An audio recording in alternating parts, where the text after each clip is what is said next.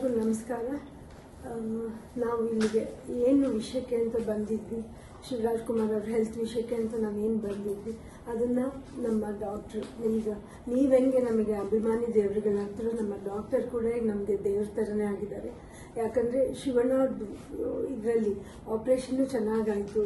ಆಮೇಲೆ ಅವ್ರನ್ನ ಇವಾಗ ICUಗೆ ಶಿಫ್ಟ್ ಮಾಡಿದ್ದಾರೆ. ಎಲ್ಲ ಪ್ಯಾರಾಮೀಟರ್ಸ್ ಡಾಕ್ಟರ್ ನಿಮಗೆಲ್ಲನೂ ಎಕ್ಸ್ಪ್ಲೇನ್ ಮಾಡಿದ್ದಾರೆ. ಈಗ ಸೊ ನೀವೆಲ್ಲರೂ ಶಿವರಾಜ್ ಕುಮಾರ್ ಅವ್ರಿಗೋಸ್ಕರ ನೀವು ಪೂಜೆಗಳನ್ನ ಮಾಡಿದ್ರಿ, ಅವರಿಗೆ ಒಳ್ಳೇದಾಗಲಿ ಅಂತ ಬಯಸಿದ್ರಿ. ಆಮೇಲೆ ದೊಡ್ಡವರು ಅವ್ರಿಗೆಲ್ಲರೂ ಆಶೀರ್ವಾದ ಮಾಡಿದ್ದೀರಾ ನೀವೆಲ್ಲರೂ.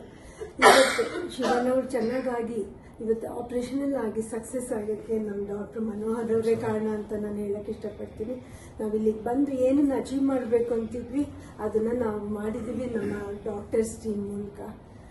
ಇನ್ನು ಸದ್ಯದಲ್ಲೇ ಶಿವರಾಜ್ ಕುಮಾರ್ ಅವರು ನಿಮ್ಮ ಹತ್ರ ಮಾತಾಡ್ತಾರೆ. ಬಟ್ ಅದಕ್ಕೊಂದು ಇವಾಗ ಸ್ವಲ್ಪ ಸುಸ್ತಾಗಿರೋದ್ರಿಂದ ಇನ್ನೊಂದು 3-4 ದಿನದಲ್ಲಿ ಅವ್ರು ಬಂದು ನಿಮ್ಮನ್ನೆಲ್ಲ ಅಡ್ರೆಸ್ ಮಾಡ್ತಾರೆ. ನಿಮ್ಮ ಪ್ರೀತಿ ವಿಶ್ವಾಸಕ್ಕೆ ನಾನು ಯಾವಾಗಲೂ ಚಿರಋಣಿಯಾಗಿರ್ತೀನಿ. ನಾನು ಇದನ್ನು ಯಾವತ್ತೂ ನನ್ನ ಜನ್ಮದಲ್ಲೇ ಮರೆಯೋದಿಲ್ಲ. ನಿಮ್ಮನ್ನು ಕೂಡ ನಮ್ಮ ಡಾಕ್ಟರ್ನ ಕೊಡ್ತಾರೆ. ನಮಸ್ಕಾರ. ಮತ್ತೆ ಕೆಲವು ಪ್ರೋಟೋಕಾಲ್ಸ್ ಇರ್ತದೆ.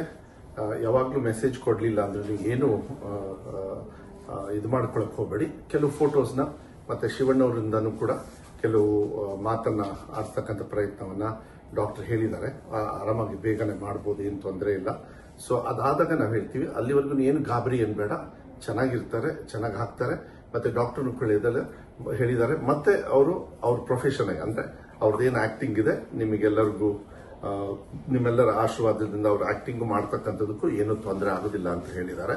ಸೊ ಇನ್ನು ಮುಂದೆ ಏನೇ ಮಾಹಿತಿ ಇದ್ರೂ ಮೆಡಿಕಲ್ ಅದು ಡಾಕ್ಟರ್ ಅವ್ರ ಹತ್ರ ತಗೊಂಡು ನಿಮಗೆ ರೈಟಿಂಗ್ ಮೂಲಕ ಇಲ್ಲ ಅಂದ್ರೆ ಫೋಟೋ ಮೂಲಕನೋ ಇಲ್ಲ ವಿಡಿಯೋ ಮೂಲಕ ಕಳಿಸ್ತಕ್ಕಂಥದ್ದು ನಾವು ಮಾಡ್ತೀವಿ.